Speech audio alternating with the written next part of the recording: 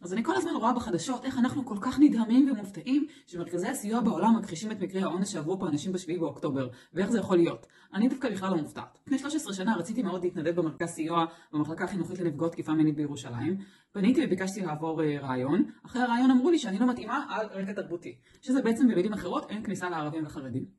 בסופו של דבר התעקשתי וכן נכנסתי לקורס. בסוף הקורס התחילו להגיד לי שאולי אני לא מתאימה מכל מיני סיבות, וכל פעם מסיבה אחרת ולא ברורה, וניסיתי להבין למה לא מרוצים ממני, אבל לא הצלחתי להבין, ובסופו של דבר אמרו לי, תשמעי, זה לא הולך ואת לא מתאימה.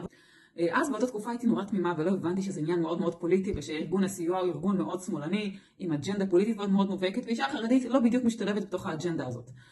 כמה שנים אחרי זה, במקרה נתקלתי באיזשהו סרטון שמדבר על זכויות הלהט"בים שפרסם איגוד מרכזי הסיוע. מי שהגיבה לסרטון וכתבה מה הקשר בין מניעת פגיעות מיניות או עזרה לנפגעות תקיפה מינית לבין זכויות הלהט"בים. והגיבה לה איזושהי מנהלת שם במרכז סיוע וכתבה, אין דבר כזה משהו לא פוליטי, הכל פוליטי והאישי הוא הפוליטי. אז אם בעצם מרכז הסיוע בעצמו, שדרך אגב המנכ"לית שלו הייתה חברת כנסת מטעם מרץ, מודה בזה שיש לו אג'נדה פוליטית מובהקת.